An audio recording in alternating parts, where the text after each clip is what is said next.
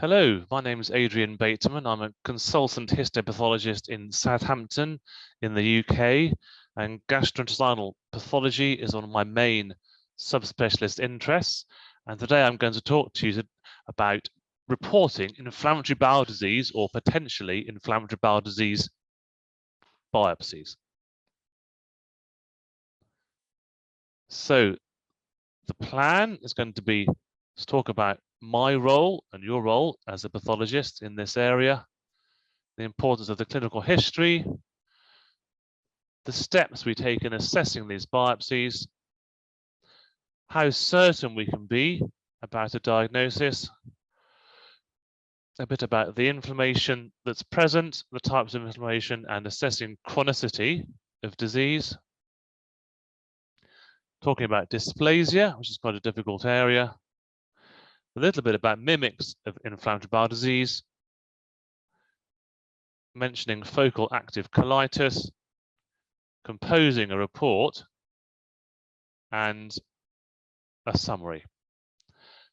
So what are our roles? Well, you can divide them up, I suppose, into patients with known inflammatory bowel disease or IBD and patients with suspected IBD. So in those with known IBD, we'll be looking to assess disease activity, the distribution, the type of disease, and whether there's any evidence of neoplastic change. In patients with suspected IBD, we'll be looking to see if there is a colitis. Is the colitis consistent with IBD? Could we be looking at something which is mimicking IBD? Is there a surprise diagnosis, something totally different? And then, of course, if we favor IBD, then we look at the same areas as we would do in a patient with known IBD. So while the microscopic features might be characteristic of the disease, the diagnosis may also rely on the clinical features and the radiological features of the patient, of course. So we're supplying one part of the jigsaw puzzle. It's also easier for us to label a patient as having IBD or having Crohn's disease or ulcerative colitis, for example, and that label tends to remain with a patient for many years at the very least. So it's very important that we only really go as far as we are able to in terms of our diagnosis. And of course, what can happen subsequently is that the features of subsequent biopsies may be described as consistent with a previous diagnosis, and this can perpetuate a diagnosis which may be right, but may actually be incorrect.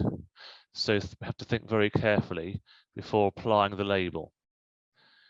And of course, we have to convey what you might think is an opinion in terms of shades of grey sometimes, and then, of course, the clinicians would like a definite diagnosis, and histology is often seen as the gold standard.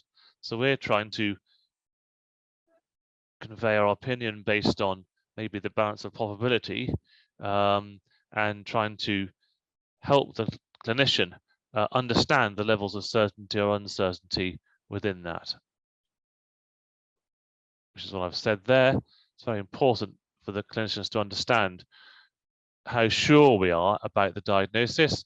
So the way that the report is written is really important.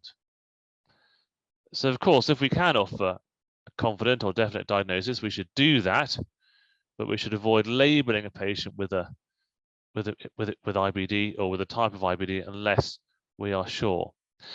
And someone once said this to me. They said that a histologist describes the microscopic findings in their report, but a clinically orientated histopathologist, which is what I hope we would all be, describes these findings and then interprets the findings in the context of what else is known about the patient. So a more sort of global or rounded assessment. So perhaps including all the checks and balances that you would need to, bearing in mind the other features that we know about the patient. So there are a couple of papers that are worth pointing out here. If you want to do some further reading, there was one here in the Journal of Clinical Pathology. It was 10 years ago now, written by Professor Roger Feekins from London. A very, very good summary of inflammatory bowel disease and the role of biopsy in its assessment. And then there's another one here from Virchow's archives from about the same time, also well worth reading. So how about the clinical history? So what we really want to know, first of all, is this patient known to have IBD, or is it a suspected new diagnosis? If it's thought to be a new diagnosis, we'd like to know the features here that I've just listed. If it's a known diagnosis, again, the duration of the disease is important, but also the reason for the current biopsies, and has the patient been treated? And in both of those scenarios, of course, we want to know what the endoscopist saw and the way in which they've taken their biopsies. So what are the steps in assessment that we take? Well, this could apply to many areas of histopathology. We start at low power, rather like this bird of prey, high above the earth. We start at low power, making an assessment, and then we are ready to swoop down onto higher power, maybe to confirm certain features later on. So how does that translate into clinical practice? Well, at low power, you might be looking at the glandular architecture. You can get an early idea of the inflammation in terms of its presence and density.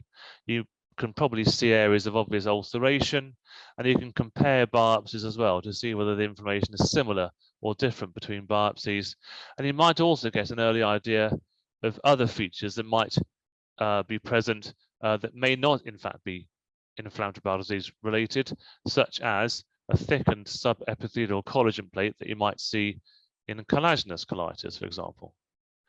A medium power is better for confirming the presence of acute inflammation, looking for more subtle areas of ulceration, looking for granulomas as well, and looking for other features such as intraepithelial lymphocytosis.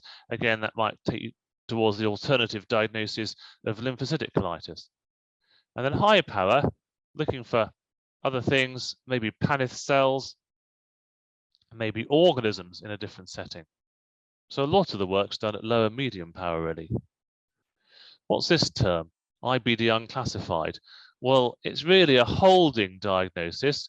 What we're saying is we think the patient's got IBD, but we can't be sure whether they've got Crohn's disease or ulcerative colitis. It might be because the disease is early. It might be because the clinical features and the histopathological features don't match at the moment. It might be because we haven't got enough material. Maybe we've only got biopsies from all the 2 sites within the colon, for example. It might be because we've got slightly unusual or, to us, confusing microscopic features. But it's important because it indicates that we still feel the patient's got IBD, but it avoids unnecessarily labeling the patient if we're not sure which type it is. This is a useful diagram that's from Professor Feakin's paper, a useful way of thinking about the conditions.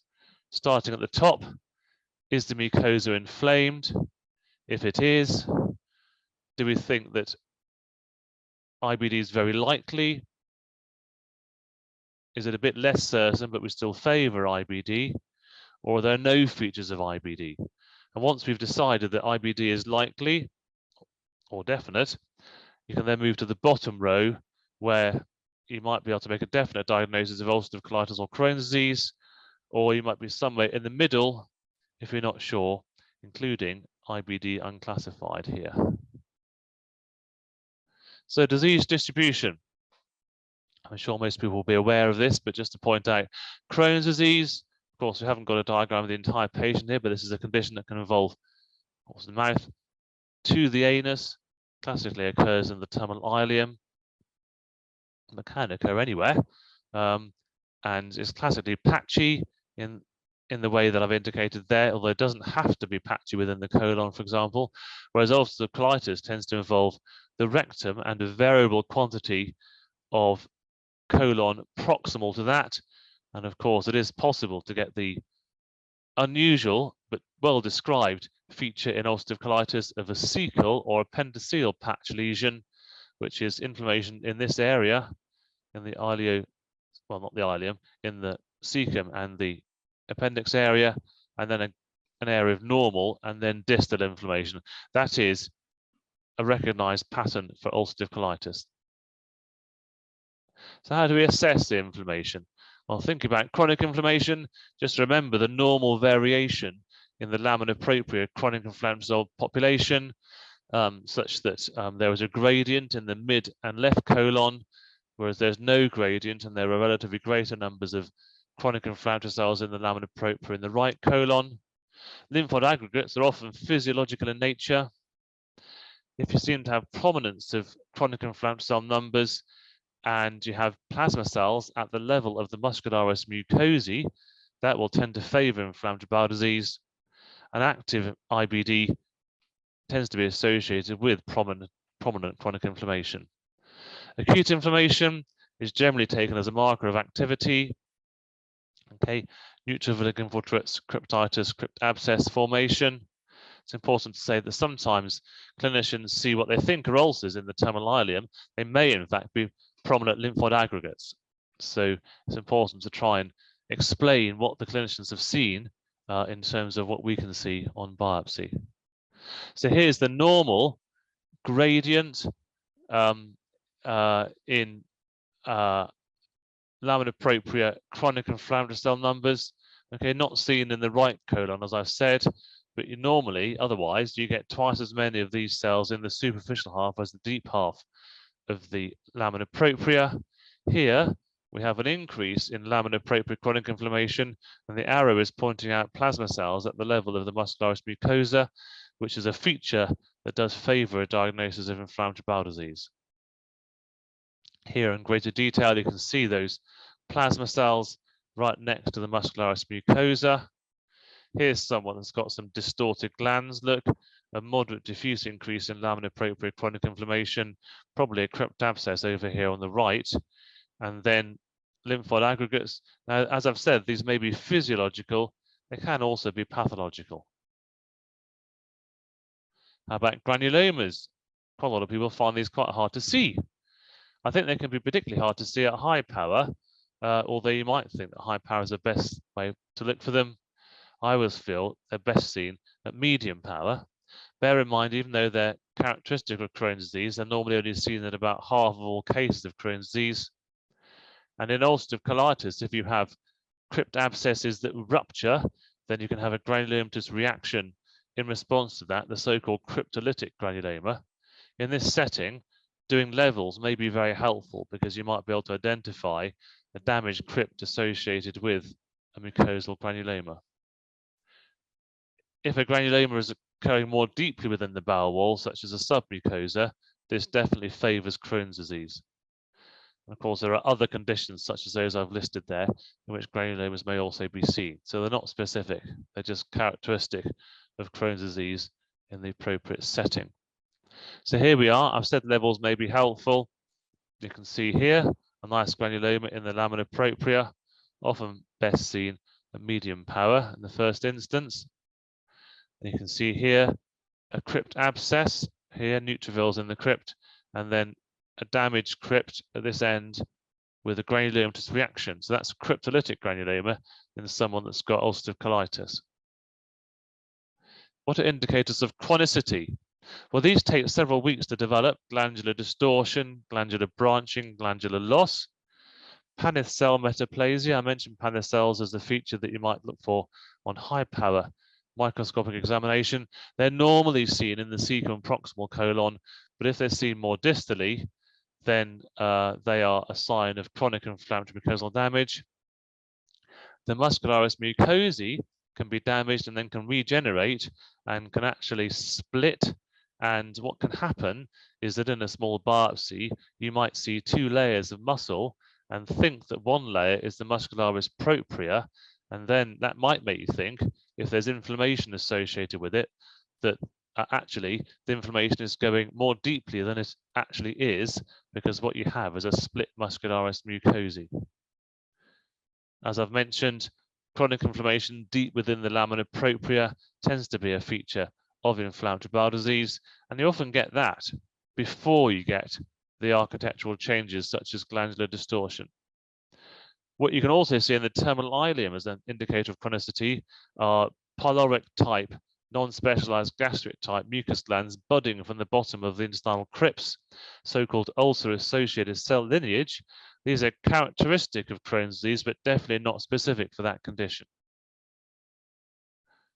The other thing to bear in mind is in quiescent inflammatory bowel disease, the mucosa may look normal. So here's some examples. On the left-hand side, early IBD with a normal glandular architecture. On the right-hand side, a much more long-standing IBD, okay, with distorted glands here, branched glands here, for example, and over here too.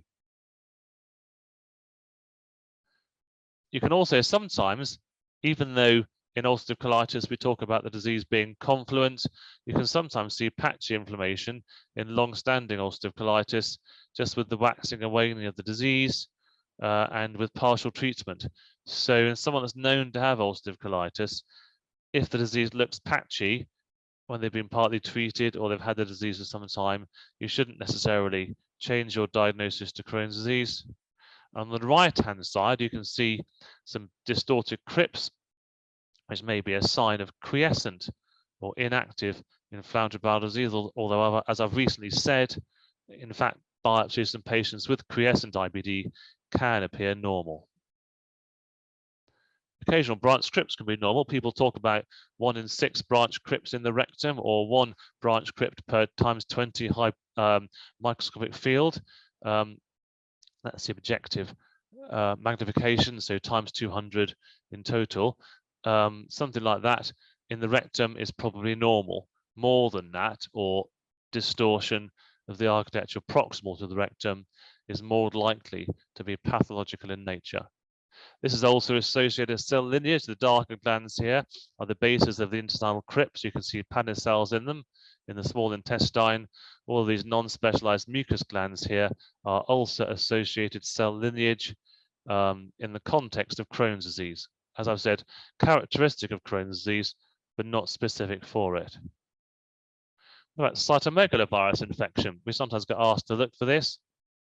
It can precipitate an episode of IBD or worsen a flare-up, and of course the patient may have a flare-up of IBD. They might be given immunosuppressive therapy, and then they might develop CMV superinfection.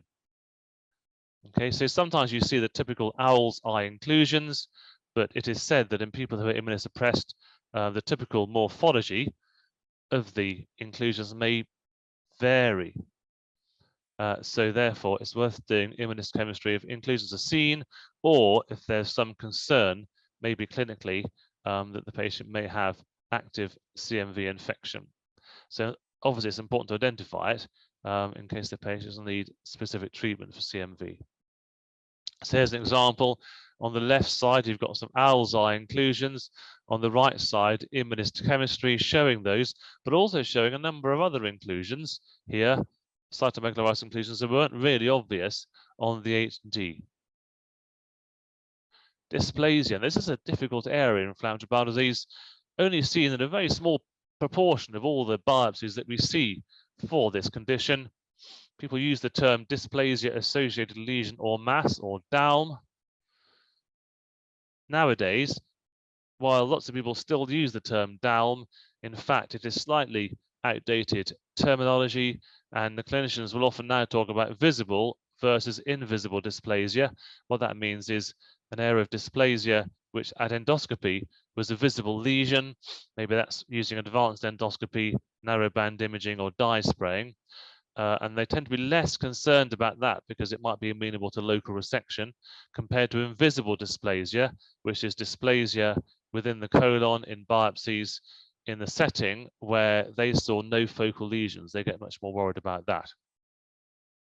Quite difficult to distinguish reactive change from ulcerative colitis-associated dysplasia, I think. I'd always be careful if there is significant inflammation, especially acute inflammation. Cyclosporin, the immunosuppressant agent, can cause a diffuse nuclear change that can mimic dysplasia. I always look carefully to see if there's evidence of maturation of the nuclear morphology from the base towards the surface of the biopsy. And finally, immunohistochemistry for P53 may help because you might see marked overexpression of P53 in an area that does show dysplasia, and that can support your diagnosis. So what about ulcerative colitis associated dysplasia compared to a sporadic adenoma? Again, can be difficult.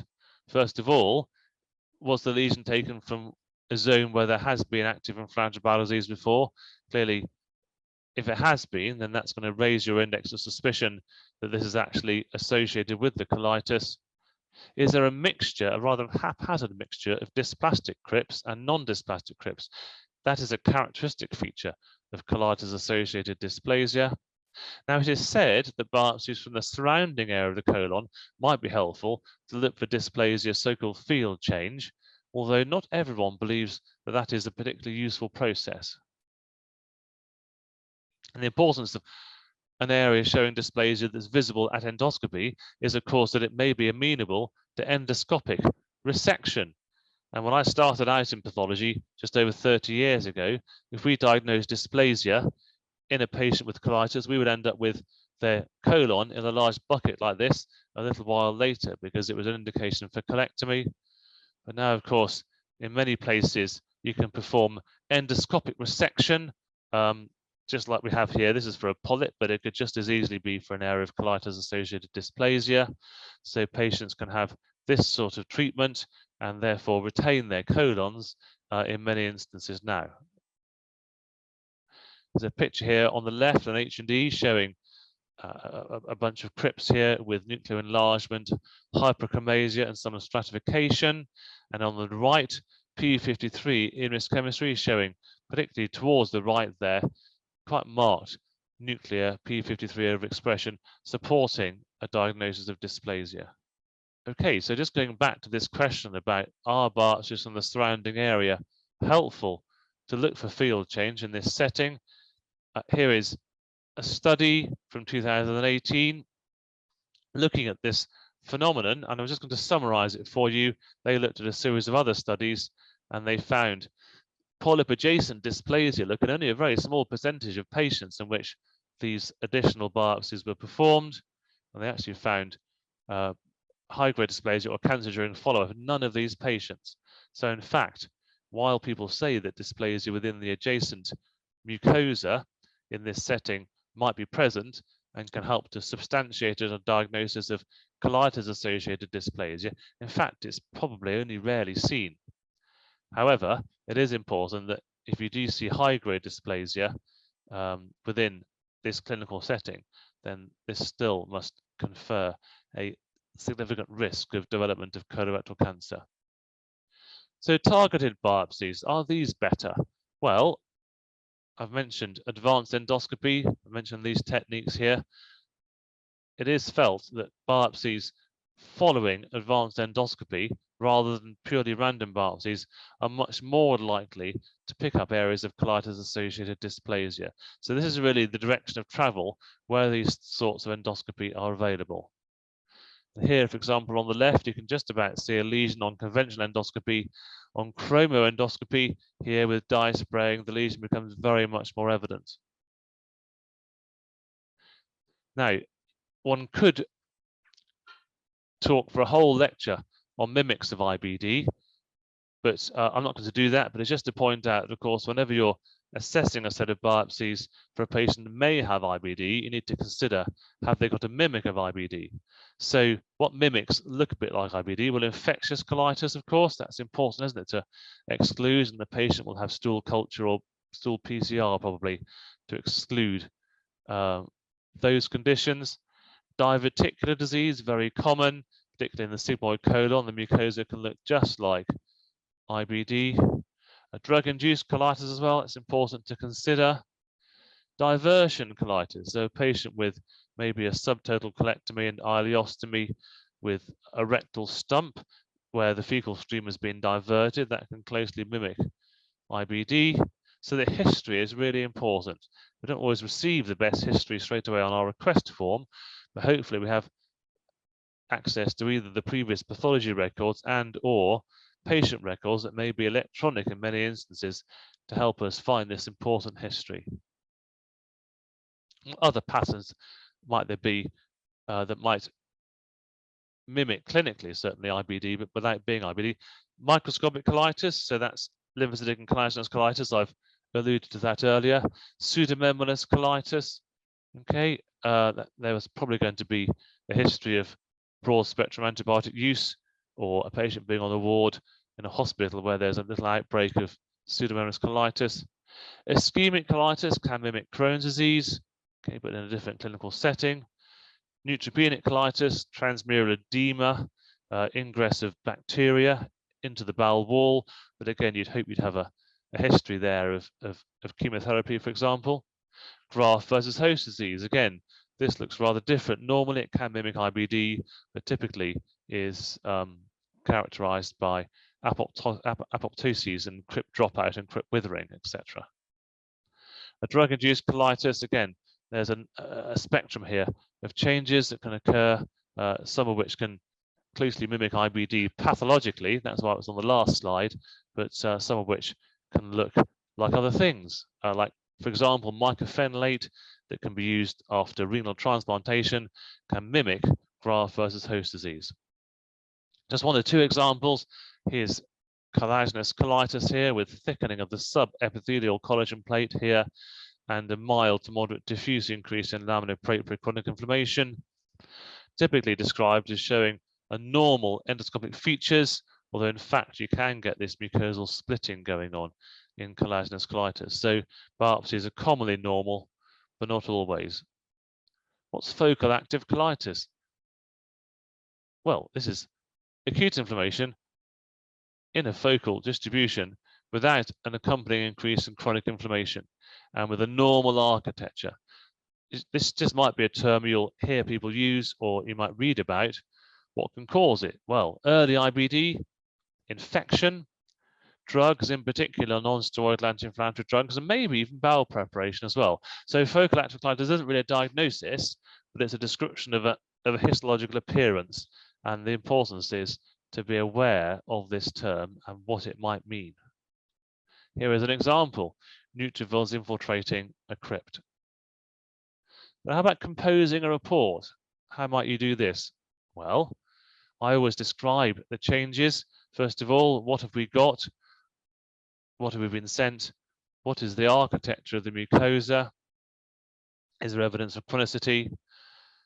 Look at the chronic inflammatory infiltrate, look at the acute inflammatory infiltrate if present, look at ulceration if present, look for granulomas, look for other features. And then I try and interpret it in the context of what I know about the patient.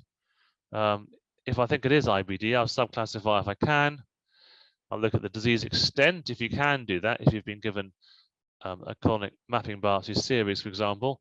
Look at disease severity, look for complications, and particularly there I'm thinking about dysplasia.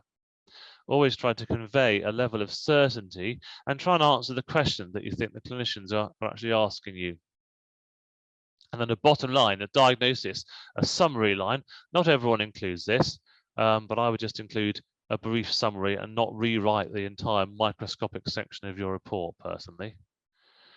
What about proforma reporting? Okay, a standardized layout with drop-down menu boxes. Maybe some clinicians prefer this, and of course, pathologists find as well that in many instances, this can help you to not miss out an important part of your report. However, you might find it's more difficult to convey the level of diagnostic certainty in this rather more mechanistic type of reporting system. How about scoring? Scoring, it is felt, might provide a level of objectivity, possibly, maybe an increased level of agreement and standardization in report type and nature between pathologists.